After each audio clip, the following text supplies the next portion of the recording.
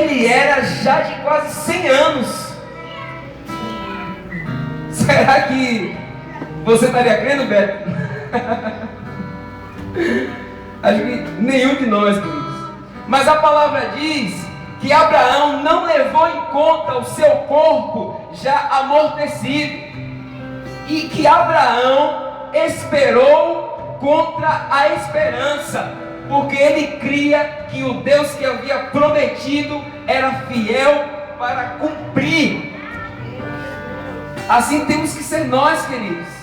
Ele creu, e lá veio Isaac. Deus cumpre.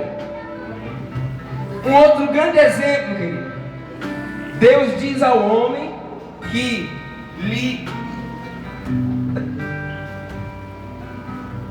daria uma terra que verdadeiramente manda leite e mel, terra de Canaã.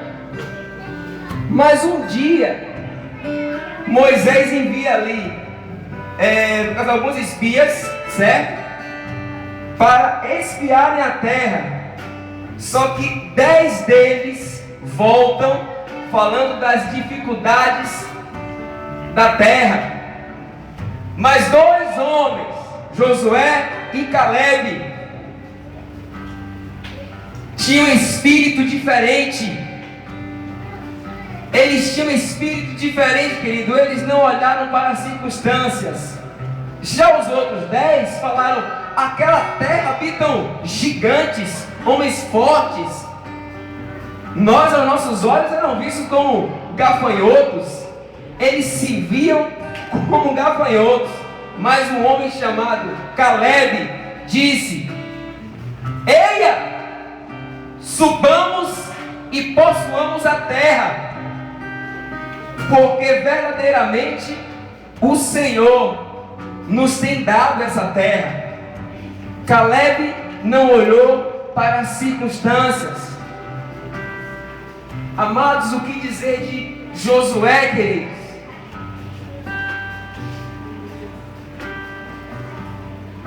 Eles tinham ali a grande muralha de Jericó na sua frente, gigantesca muralha.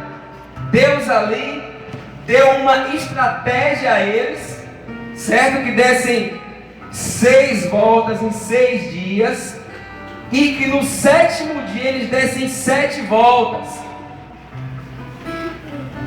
e que na última volta eles gritassem e a muralha ia cair. Eles creram nisso, queridos. Foram ali no primeiro dia, deram uma volta, e não fizeram nenhum som. E sabe que com certeza não se moveu um cascalhozinho do chão? No segundo dia deram mais uma volta. Sabe que nenhuma pedrinha deslizou, querido? Sabe que se ele tivesse a fé dos dias atuais, ele teria desistido fácil? Mas ele cria na estratégia que Deus havia dado a ele. E ele foi ali no 3º dia, no 4º dia, no 5º dia, no 6º dia, e nada se moveu. Não se moveu um pouquinho de terra, nada deslizou. Mas ele cria. No 7º dia, vai Josué ali, o povo e a arca. Dá uma volta, ainda não se move um cascalho. E assim vai, querido, por 6 vezes. Na 7ª vez, o povo grita, toca o chofar e as muralhas caem. Sabe por quê? Porque eles perseveraram. Diga comigo: fé exige perseverança. Pois é, diga e creia. Existiu ainda, querido, um outro homem chamado Elias. Esse homem orou ao Senhor para que não chovesse sobre a terra durante 3 anos e meio. E assim foi. Não caiu uma gotinha de água sobre a terra. Mas um outro dia, isso já bem lá na frente, bem assim disse Elias, houve-se ruído de abundante chuva. Ele foi, subiu ao monte, se ajoelhou e ali disse ao seu moço: olha para o lado do mar. Sabe o que o seu moço disse? Nada vejo. Ele olhou, mais uma vez orou, disse: moço, sobe e olha para o lado do mar. Ele falou: nada vejo. E isso por 7 vezes, querido. Elias orava, mandava o moço olhar, o moço olhava e não via nada. Não via nada, mas ele estava ali crendo, porque ele disse: eu ouço o ruído de abundante chuva. Ele estava crendo, querido. Ele estava crendo. E na 7ª vez, epa, olha o moço dizendo: vejo uma pequena nuvem do tamanho da mão de um homem. Querido, uma pequena nuvem. O céu estava completamente azul. Elias estava crendo. Estava perseverando em crer. Mas não havia nada ali, não havia nenhum sinal. Mas a fé traz à existência as coisas que não existem. Apareceu uma pequena nuvem, e ele falou que aquela pequena nuvem, como diz a música, né, era o sinal de que uma grande chuva ia descer. Nós não somos dos que olhamos para as circunstâncias, queridos.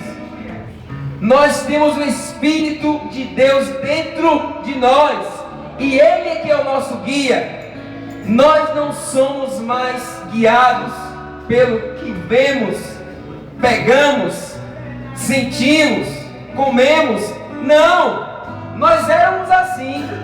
Hoje nós somos guiados pelo Espírito de Deus que habita em nós.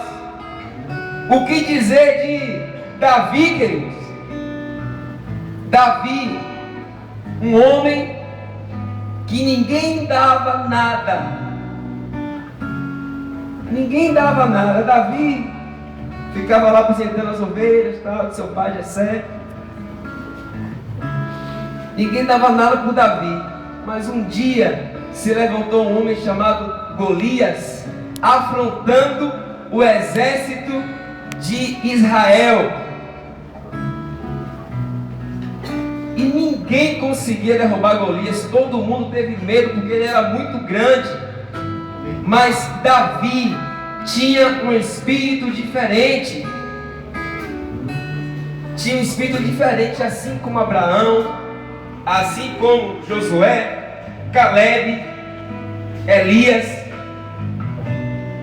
Davi foi lá, enfrentou aquele gigante, queridos, e disse, mais ou menos assim, estou parafraseando: quem és tu, filisteu incircunciso, que se levanta contra o povo de Deus? Tu vens contra mim com lanças, espadas, escudos, mas eu vou contra ti em nome do Senhor dos Exércitos. Davi foi mais um que não olhou para as circunstâncias, querido. Davi foi mais um que creu no Deus a quem ele servia. Mais um, como Abraão, Josué, Caleb e Elias. Ele creu que o Deus dele era maior do que todas as coisas. Davi foi o homem que verdadeiramente disse em um dos salmos: Senhor, todas as minhas fontes estão em ti. Querido, sabe que Davi confiava em Deus? As fontes de Davi não eram nem o dinheiro, nem o sistema econômico mundial. nem o emprego dele, nem o reino de Saul, não era nada disso. Todas as fontes de Davi verdadeiramente eram o Senhor. Senhor, todas as minhas fontes estão em ti. Coincidência, né? Jesus Cristo diz: aquele que crê em mim, do seu interior fluirão rios de água viva. E esses rios, querido, esses rios nos limpam por dentro e nos levam a confiar e a depender no Deus vivo. Nós não somos dos que olhamos para as circunstâncias. A fé não opera em meio à dúvida, querido. Duvide da dúvida, eu coloquei isso no Facebook até ontem, eu acho. Ter fé é duvidar da dúvida. Quando a dúvida vier, ei dúvida, cala a boca, eu duvido de você, eu não acredito em você. Eu não acredito em você. É mesmo assim. Se Caleb fosse lá de Roberto, se Caleb fosse da sua terra Iramaia, com certeza ele não falaria: eia, subamos e possuamos a terra, porque com certeza o Senhor nos tem dado. Ele falava: é o que, homem? Vamos subir essa terra e construir esse negócio, cara? Não está verando não. Também. Mas o que eu quero enfatizar, querido, é que esses homens tinham um espírito diferente. E eu vou dizer uma coisa a você: esses homens conseguiram a vitória porque creram, mesmo contra todas as circunstâncias que diziam não. Agora presta bem atenção: se esses homens que viviam verdadeiramente em uma aliança inferior, porque a palavra diz em Hebreus que nós estamos em uma aliança superior, baseada em superiores promessas. Se eles conseguiam isso, por que o povo de Deus hoje na nova aliança às vezes tem sido tão derrotado? Querido, você pode. Sabe por que você pode? Porque aquele povo conseguiu isso tudo sem ter o Espírito de Deus morando dentro. Você tem o próprio Deus que deu vitória a Abraão, a Josué, a Caleb, a Davi. Você tem esse Deus morando dentro de você. Se Deus viu trevas e disse: as trevas não podem ficar aí não, haja luz, você vai abrir a sua boca, e onde tiver trevas na sua vida, você vai dizer: haja luz, e vai ter que haver luz, querido. Vai ter que haver luz. Vai ter que haver luz, amado. Mas quantas vezes nós chegamos tão perto da vitória e nós desistimos? Vou contar uma outra história a vocês, prestem bem atenção aqui. Um homem um dia, ele queria aprender a ser laçador de bodes. Devia morar em Iramaia, esse cidadão. Ele comprou um cavalo e um bode, velho. E ali ele pegava, prendia esse bode no curralzinho, montava no cavalo, soltava o bode saía disparado, porque ele pegava, olhava aquilo ali aberto, ele falava: eu estou livre, e saía. Quando ele meio desesperava, o cara do cavalo ali, ó, pegava o bode caía naquele lugar. E ele treinava isso todos os dias, querido. Todos os dias esse homem treinava isso. O bode já sabia que quando chegasse naquela marca ali, ele seria laçado. Muitas vezes, amados, nós somos assim. Será que você consegue se identificar com isso? Muitas vezes você vem ao culto e o pregador fala: hoje é a noite da sua vitória. Você vai crer, você vai vir aqui na frente, eu vou orar por você e você vai ser livre. E você vai naquela fé, pensando ser livre, e quando você chega naquele ponto, vem o laço, e aí você cai naquele mesmo lugar. Você cai naquele mesmo lugar, querido. Sempre abria-se a cancela, aquele bode olhava, estou livre, saia correndo, correndo, correndo, correndo. Quando chegava naquela marca, vem de lá o laço, pegava ele, derrubava ele no chão. Um dia, presta atenção nisso aqui, um dia, esse laçador decidiu fazer um teste. Ele falou, quando chegar naquela marca, eu não vou jogar mais o laço. Eu quero saber como esse bode se comporta. Cuidado com a tua mente, viu? Ele foi, ele soltou o bode falou, eu estou livre, mais uma vez estou livre. Quando chegou naquele ponto, sabe o que o bode fez? Deitou. Assim somos nós, queridos. Assim somos nós. O diabo, ele já foi derrotado na tua vida. Mas às vezes nós andamos dando tanto crédito a ele, que a gente acha que quando chegar naquele ponto que eu não consegui passar ainda, sabe? Aquela droga que eu ainda não consegui deixar, aquele vício que eu ainda não consegui deixar, eu vou lá receber oração, mas não vai funcionar porque nunca funcionou. E nesse ponto você para e se joga no chão, e o diabo nem fez nada, é você mesmo, querido. Está repreendido o espírito do bode. Na verdade, do cavalo. Querido, nessa noite, Deus pediu apenas que eu te encorajasse e dizer: você pode. Jesus já venceu por você. Jesus já lhe deu liberdade. A palavra diz: e conhecereis a verdade vos libertará. A verdade é que Jesus não vai te libertar, Ele já te libertou porque Ele morreu na cruz. Essa é a verdade. A verdade é que Jesus não vai te curar, Ele já te curou quando Ele levou sobre si a cruz todas as suas enfermidades. E você está esperando o quê? Você está esperando o quê para verdadeiramente tomar posse da sua vitória, querido? Você está esperando o quê? Que Deus desça e fale: ó, você está curado. Deus não vai descer não, querido. Amém. Deus não vai descer do céu, porque quem tinha que vir do céu para fazer isso já fez. Jesus. Ele veio, morreu. E sabe, queridos, que na morte de Jesus Cristo acontece algo lindo. Quem sabe aqui como se fabrica uma vacina? Sabe? Alguém sabe? Não? Sabe, mas não sabe, né? Pronto. Pega-se o veneno, coloca esse veneno, tipo assim, no caso, se um animal bem forte, exemplo, isso é cavalo, certo?